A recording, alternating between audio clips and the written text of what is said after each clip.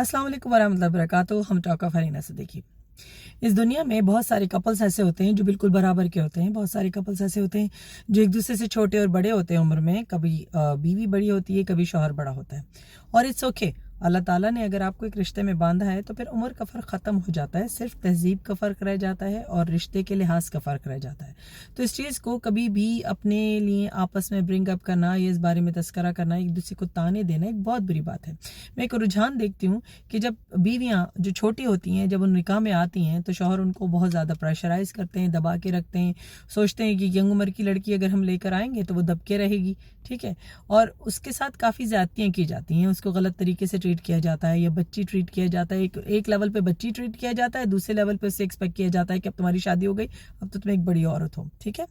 और उसी तरह वो ख़वातीन जब उनके शौहर जो उनसे उम्र में काफ़ी बड़े होते हैं वो बूढ़े होने लगते हैं, तो उसके साथ ही साथ वो भी ज़्यादती की तरफ माइल हो जाती हैं।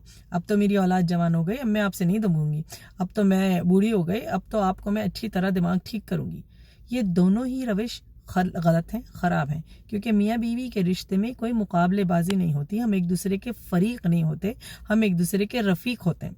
मियाँ बीवी एक दूसरे के कंपेनियन है। इससे मिसाल आप इस तरह समझिए, कितनी पावरफुल मिसाल है कि कुरान में खुद अल्लाह पाक ने हमें एक दूसरे का लिबास किया। मियाँ बीवी एक दूसरे का लिबास है, तो लिबास भी कभी किसी से एक दूसरे से लड़ता है, एक दूसरे की उम्र का तयन करता है। लिबास तो आरास्ता करता है, खूबसूरत करता है, ऐब छुपाता है, ठीक है ना।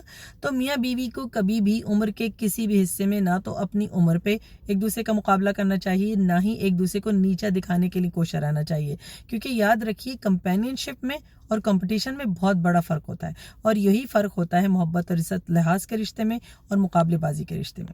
चाहे हम बीवियाँ करें चाहे शौहर करें, दोनों ही रविश गलत हैं।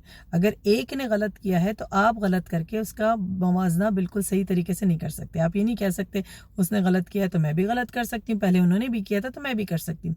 क्योंकि याद रखिए, मियाँ बीवी को अपनी अपनी कब्र में जाना है, एक दूसरे की कब्र में नहीं जाना। और जब हमारे कब्र में हिसाब होंगे तो हम ये नहीं कह सकते कि हमने इसलिए गलत किया था कि हमारे शौहर गलत थे, क्योंकि वो अपनी कब्र में अपना हिसाब दे रहे होंगे। और शौहर ये नहीं कह सकेंगे कि बीवी के साथ मैंने ऐसे इसलिए किया कि वो मुझसे बदज़बानी करती थी या वो गलत औरत थी। याद रखिए, हमें अपना अपना हिसाब देना है, और अल्लाह ताला का ये वादा है कुरान में कि हर एक को उसका पूरा पूरा हिसाब दिया जाएगा, किसी से ज़्यादती नहीं की जाएगी।